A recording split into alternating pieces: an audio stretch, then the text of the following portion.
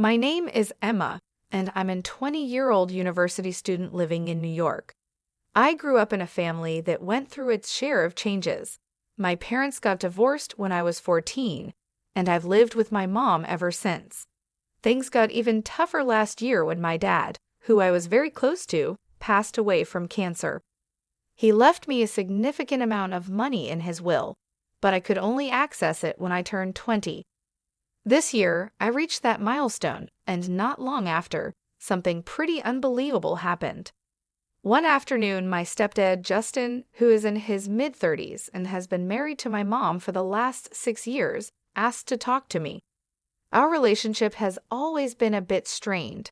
I try to keep things peaceful, but he's not always been the kindest to me. He started the conversation with a heavy topic. He suggested that I give the money my dad left me to my stepbrother, Michael, to help with his college expenses. According to Justin, Michael needed the money more for his education, and it seemed only fair to him that I help out. I was taken aback by his request. The idea of giving away the money my dad left for me felt wrong. I tried to explain to Justin that this inheritance was something my dad intended for me, and it felt important to keep it for my future. But Justin didn't see my point of view. He insisted that I didn't need the money and that Michael's needs were greater. Despite his pressure, I stood my ground. I calmly explained to Justin that saying no wasn't about disrespect. It was about honoring my dad's wishes and maintaining personal boundaries. Justin got quite upset at my refusal and tried to intimidate me, but I remained firm in my decision. It was a challenging conversation, but it was important for me to speak up for what I felt was right. I stood firm, making it clear that if Justin was upset by my refusal, he might want to reconsider his approach. Justin, remember, you're part of this household too, so let's try to keep things respectful, I suggested. But it seemed like a peaceful resolution wasn't in the cards. I ended the conversation there, leaving before he had the chance to respond. Justin's reaction wasn't a shock to me. Given his past behavior, I had a hunch he might try to claim the inheritance money for himself at some point. You might wonder about my mom's role in all of this. Well, that's a complex issue. My mom, for reasons I can't fully understand, always seems to overlook Justin's negative traits. She's deeply in love with him, almost to the point of blindness, and I didn't want to shatter her perception by constantly clashing with Justin. So I've tried to maintain peace for her sake. It's odd, considering I'm one of the youngest in the house, yet often I find myself having to be the most responsible. At the time of this ordeal, my mom, Mary, was out of town, which is why she wasn't around to intervene. Had she been there, she would have been livid. Justin knew he had a window of opportunity with her away, underestimating my resolve in the process. As I walked away from our heated discussion, Justin followed, berating me and labeling me a terrible sister for not wanting to hand over the inheritance to Michael. But it wasn't about not wanting to help, it was about the principle of the matter. Justin and Michael, unfortunately, seemed to follow the like father, like son trope, acting more like schemers from a cartoon than family members. Their antics could remind someone of the characters Pinky and the Brain, with their roles in this scenario up for debate. As I tried to leave the argument behind, Justin wasn't done. He insisted I listen and comply with his demands, bringing Michael into the conversation to reinforce his point. Michael sleepily joined in, confused about the details until Justin prompted him about the important reason behind their demand for the money, a supposed business venture that suddenly became about Michael's university tuition. Their story was inconsistent, with Justin scrambling to justify their claim to my inheritance, first mentioning a business, then switching to tuition. It was clear their motives were murky at best, relying on manipulation rather than any real need or right to the money my dad left me. I just woke up, so I'm a bit foggy, Michael mumbled, trying to piece together his story. Right, the university. I've been thinking about going, and I need the money for that. So yeah, I need it. His attempt to claim the inheritance for his education was unconvincing at best. I couldn't help but respond with a firm no, prompting a flurry of protests from both him and Justin. "Why not, Emma? He's clear about what he wants," Justin pressed, insisting the matter was non-negotiable and that they were entitled to the money. "We'll just have to see about that," I replied, the air growing thick with tension. Justin's antics were usually limited to harmless pranks, but this new scheme to manipulate me out of my inheritance marked a departure into outright selfishness and immaturity. I decided to hold off on telling my mom for the time being, preferring to handle the situation on my own, especially after uncovering more about their dubious intentions. "Emma, stop being childish. It's time to act like an adult and do what's right," Justin lectured, suggesting that the adult thing to do was to hand over my inheritance. His logic was baffling. "And what, Justin?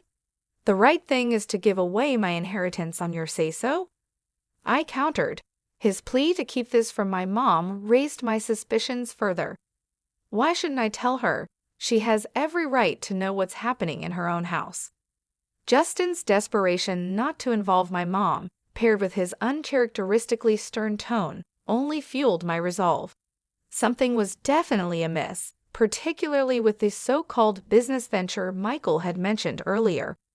It was clear they underestimated my awareness of their tactics, and Justin's vehement opposition to me sharing anything with my mom was a red flag. I reached out to my mom at the first opportunity. "Hey Mom, how's everything with you?" I began, trying to gauge her mood. "I'm all right, dear. What about you?" she responded. I hesitated, knowing what I was about to divulge could cause a stir. "Not great, Mom. Something's up with Justin and Michael Justin in particular. He's been acting really strange." My mom's response was to caution me against overthinking things. "Oh, Emma, don't let your imagination get the better of you." But it was too late for reassurances. The pieces were too aligned, pointing to something more than just a misunderstanding or paranoia on my part. Understanding my mom's reluctance to believe the unsettling truth about Justin, I pressed on, determined to shed light on the situation. "Mom, I get that you have feelings for him, but Justin crossed a line. He didn't just ask for the inheritance money, he demanded it for Michael, claiming it was for education purposes. There's something off about this whole thing, and he even became aggressive when I mentioned bringing it up to you," I explained, my resolve hardening despite her skepticism. My mom hesitated, torn by her emotions and the troubling accusations against the man she cared for. "I'm struggling to grasp this, Emma. I feel like we need more evidence to make sense of it all." "Don't worry, Mom. I'll find the proof we need," I assured her, even though she wasn't entirely convinced. The idea that Justin had somehow bewitched her with his manipulations nagged at me, but I knew I needed solid evidence to reveal the true nature of his intentions. Later that night, I found myself scouring the family computer for any clues that could unravel the mystery of Justin's behavior. Fortune seemed to be on my side when I discovered that Justin had carelessly left his email account open. What I found was a revelation. Emails exchanged between Justin and a woman named Martha painted a clear picture of deceit. These messages were far from innocent, hinting strongly at an affair. But it was the content discussing plans for a divorce and a future together, fueled by an influx of money from a dubious business venture, that caught my attention. Justin may have been cautious not to detail any illegal activities, but his indiscretion and betrayal were blatant. Armed with this information and determined to uncover more, I decided to approach Michael, hoping he might inadvertently reveal more about their plans. I initiated a casual conversation with him, subtly turning on my phone's recorder to capture our exchange. "Hey, Michael," I greeted him, feigning cheerfulness.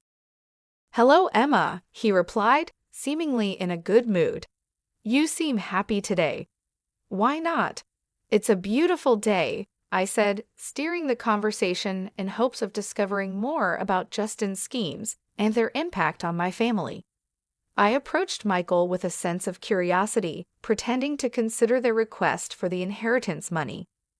I've been thinking a lot about what you and Justin mentioned. I'm actually considering giving you the money for your college, I told him, watching his reaction closely. Really? That's amazing. I'll let him know right away, Michael said, his excitement palpable. Hold on, not so quickly. Before anything happens, I need to confirm something. This money is specifically for your college tuition, correct? I pressed on, trying to gauge his sincerity. Yes, of course, for my college tuition. Michael stuttered a bit, perhaps caught off guard by my questioning. And you're sure about this? What about Martha? Is she serious about it too?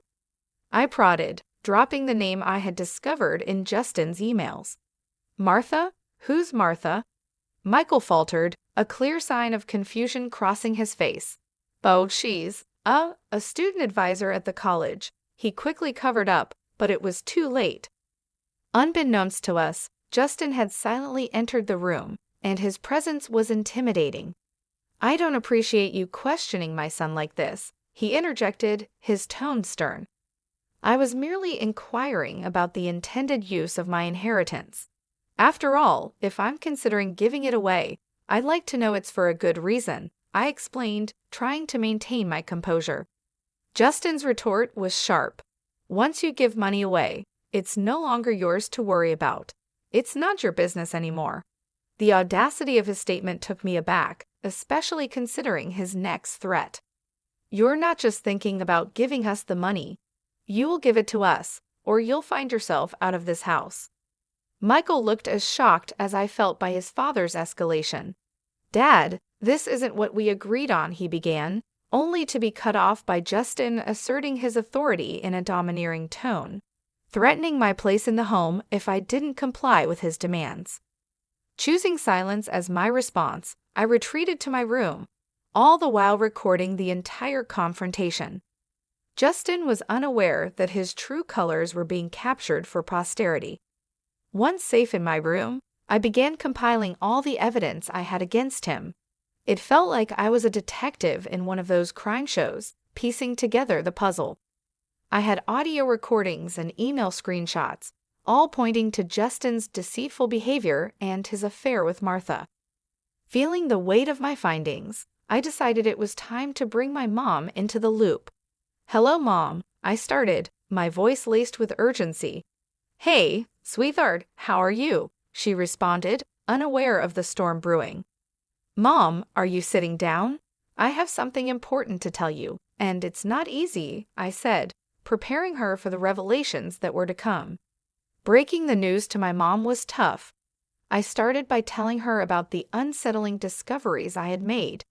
Initially, she found it hard to believe, but when I played the audio recording of my conversation with Justin, her denial began to fade, replaced by a mixture of shock and heartbreak.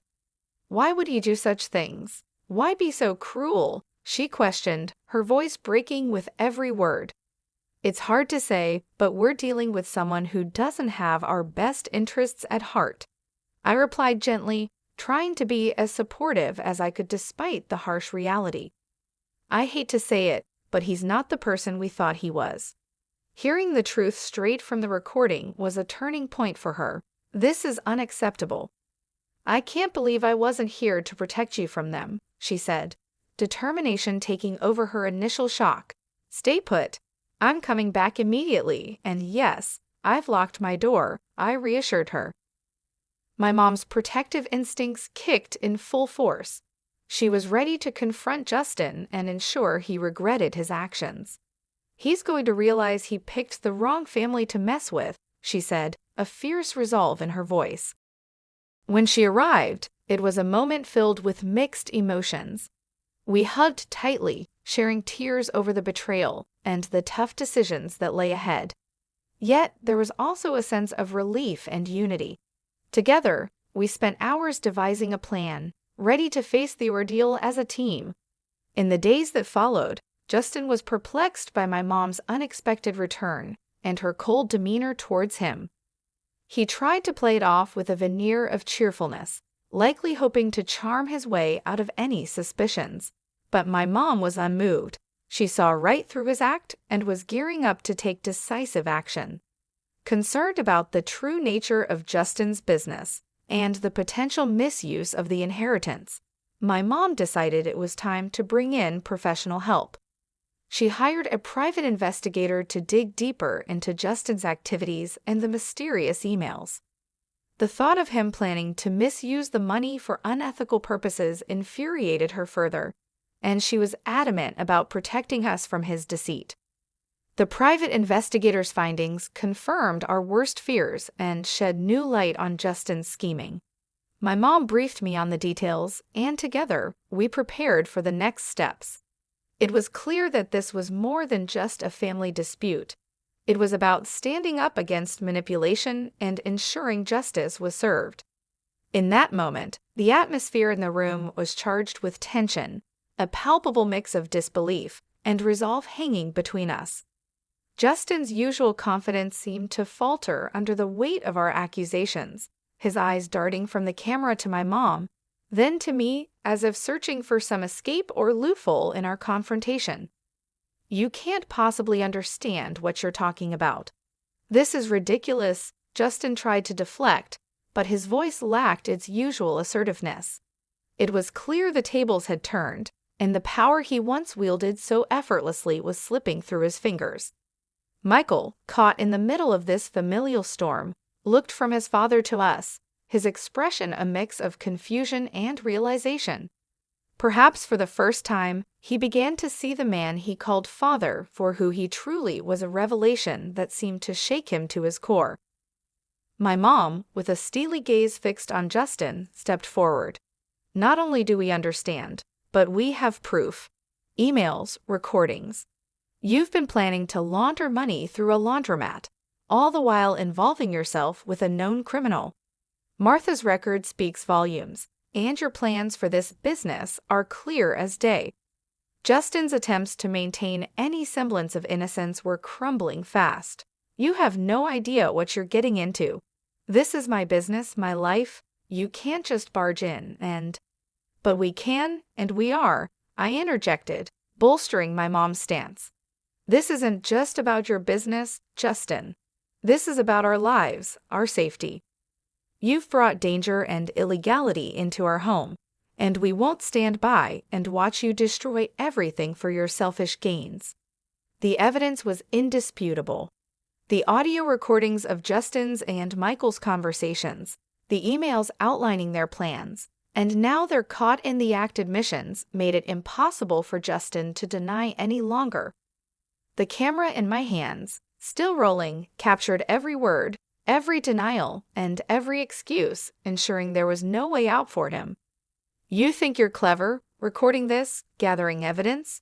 Justin sneered, his composure cracking further. "You may think you've won, but—" "We don't think we've won, Justin. We know we have," my mom cut him off, her voice firm and unwavering. "What you've done is not only morally reprehensible but illegal. You've endangered this family, exploited my trust, and now you're going to face the consequences of your actions." As the confrontation reached its climax, Michael finally spoke up, his voice barely above a whisper. "Dad, how could you?" It was a question loaded with betrayal and disillusionment, aimed at the man he had looked up to. The room fell silent for a moment, the gravity of the situation settling in. Justin, now devoid of his usual bravado, seemed to shrink before us. It was clear the game was over. My mom's next steps were clear legal action, separation, and ensuring the safety and security of our family. As we left Justin to contemplate the ruin of his own making, my mom and I knew the road ahead would be difficult. But with the truth on our side and the evidence in hand, we were ready to face whatever came next, together. The veil had indeed been lifted, and in its place, a newfound strength and unity emerged between us, ready to rebuild and move forward from the shadows of deceit. "I'm clueless about what you're hinting at. Why don't we call Martha? Maybe she can shed some light on this, huh?" Justin tried to deflect, with a tone that barely masked his panic. "You two think you've got it all figured out. Martha is just a friend," he added, but the confidence he attempted to project was waning rapidly. The compromising pictures we found tell a different story, I countered, my voice steady despite the tumult of emotions inside me. And seriously, who uses email for affairs these days? It's absurdly reckless. Justin, now visibly flustered, shot back, "You went through my personal stuff. That's outrageous." "No, Justin. What's outrageous is you," my mom interjected, her voice rising in indignation. "How dare you repeatedly threaten my daughter over money that rightfully belongs to her? How dare you use threats to attempt to evict her from her own home? Your actions are indefensible. How dare you involve your son in your reckless plans, putting him at risk? And your audacity to plan using that money for illegal ventures is beyond forgiveness.